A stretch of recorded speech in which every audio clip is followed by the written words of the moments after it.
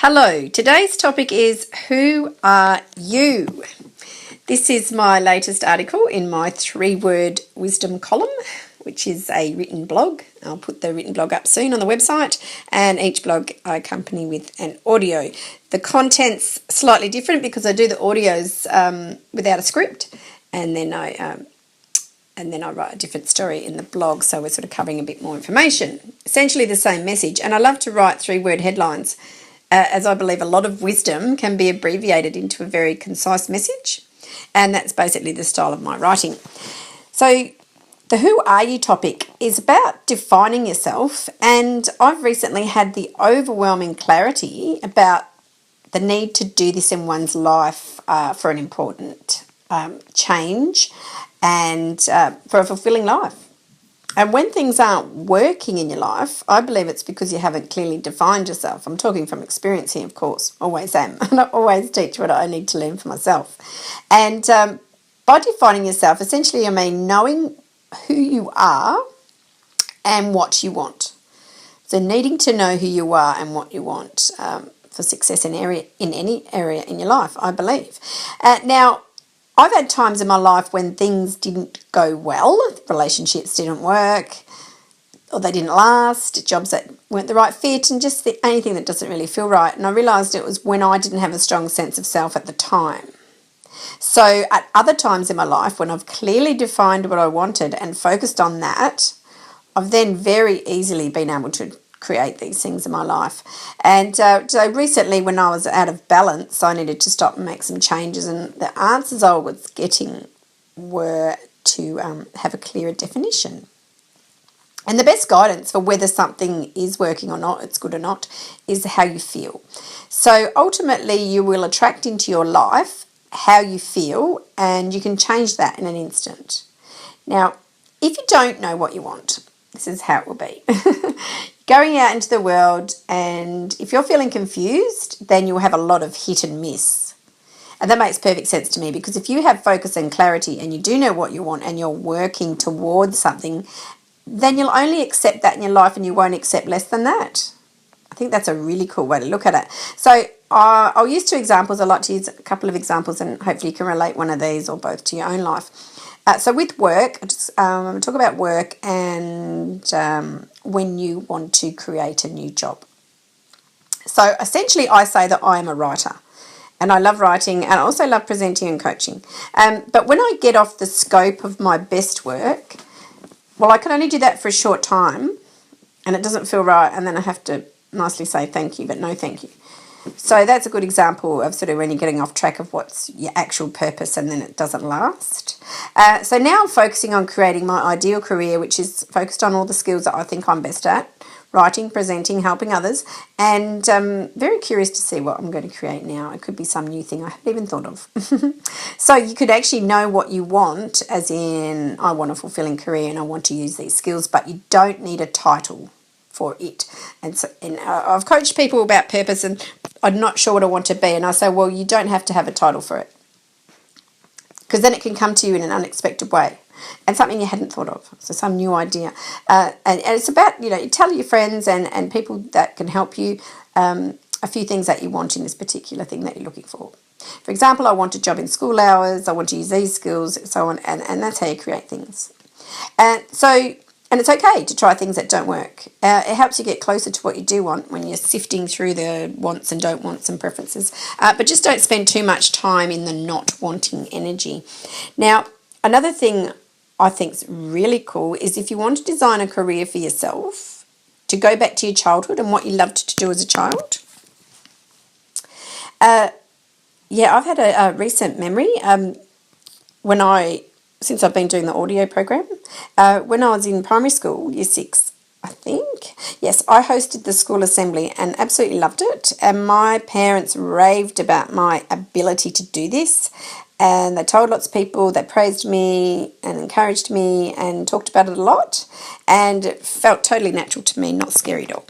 And my parents have always praised and encouraged me, and I'm very, very grateful for that. So that was a really cool memory from my childhood. Then one of my first jobs in a radio station, when I held a microphone for the first time, and probably the first time since the primary school experience. It felt completely right. And I said to my friend who I worked with, she didn't want to present. She said, no, thanks. I said, give it to me. I love it. And she was horrified at the idea of it. So I said, yeah, this feels totally right. So I love presenting in public, and a lot of people think that's scary too. But if it's what you're drawn to, it'll feel right. So similarly, other people do jobs that I think are really cool, but I wouldn't want to do them for me, but I think it's great that other people do them. So it's just seeking out or knowing your preferences. Right, we'll use an example with relationships now. If you want to, say you want to date and you're open to dating someone, and you know what you want, and one of the things that you want is someone who is emotionally available. That's a good one, and I hope that you would. Then you go on to date someone who is emotionally unavailable. Well, it's not going to work because it's not what you wanted. So instead of saying no thank you when you realised that that wasn't right, you've accepted the behaviour and it's not worked out as it's not what you wanted. So how to correct that is to really know what you want, be firm about it, and then only accept that from the start. So if you want something and then accept something other than that, it totally confuses your mind. And I really love the power of the subconscious mind. And it will believe whatever you tell it. So if you tell it something, I want X, and then you accept Y, then it's totally confused. So yeah, it's having a strong sense of self in knowing what you want, saying what you want, communicating it to people when you need to, but you don't always have to say it to other people in the right context, of course, job seeking and so on. But you can just have an energy about you. And when you, that you know, and that you are, self-assured and raise your standards, that's a great way to start. If you want some really positive change. Some people say lower your standards if you're not getting what you want. No, raise them. It's more likely that you've lowered your standards if you're not getting what you want. Yes, so and knowing your values and what you want in other people, but what you want in yourself as well. And I do talk some more examples in the written blog. And I talk about some friends I have who are very self-assured, and it's so good to be around people like that. They know exactly who they are. They own it. And I think it's about owning your own definition of yourself, whatever that may be. You can have a bad habit but still own it. I know some friends like that. But I still think they're very together and happy and satisfied. It's part of defining yourself. So ask yourself who you want to be. And you can answer that by saying the I am sentence and then finish that sentence. So what do you want if you actually need to determine this for yourself right now? That's a great way to start. And we've been talking about work. You can define yourself in many ways, not just your job. Well, your job definitely isn't everything, although many people will identify themselves through their job, which is fine if you're fulfilled. I'm sure you're in the right job. And it is a big part of your life. But for others, they have another purpose, which isn't a job. So one of the friends I was talking about, who's very self-assured, has decided not to work a few years ago. But instead she's raising a very large family and very successfully. And she wants to focus on that, and that's brilliant. And I've done similar things where I've not worked much over the years because I'm spending more time parenting, and that's my priority at the time. And as we know, massive job parenting. So I say I'm a writer and I like to do this and I like to do that. But first and foremost, I'm a mother and doing my best, and I'm sure we all are. And I basically work around what suits my family. So that's just part of your definition. And obviously that changes as your life goes on. You're choosing to not work so much because you're parenting more, and then the kids get older, you can change and your preferences change. So, and again, that's another big story for another, which I won't get into today, but that's when people can lose their identity. That's a great example, actually, when children leave home and then the mother, her main role has been mother, and then she doesn't know who she is because the kids aren't at home. So that's very common, and that's a great time to redefine yourself and get some help if you need it. So we'll talk about now if you need this strong definition for yourself and you want to change a habit. So if you have a bad habit that you want to stop, then you can start focusing on a good habit. So for example, if you want to be fit, start with affirmations. I am a runner. If you want to be a runner, I am a runner as part of your new definition. And you can actually start running, and then you don't have to run far, but your actions are matching your words. So it's all about deciding what you want, writing the affirmation, writing it, saying it. Your actions are matching your words, and then you follow through. And we could talk about affirmations on another day as well, but it starts with that, but you don't have to always keep saying it either, because if you're actually doing the action, then it's affirming that you're doing it anyway. Yes, so, and it can take some time to make changes, but people ask how long. I say it's up to you. But start now. You have options. I say in the blog, you have options. You don't need to stay in a relationship or a job or any situation that is unfulfilling. Please make a change if something's not working for you.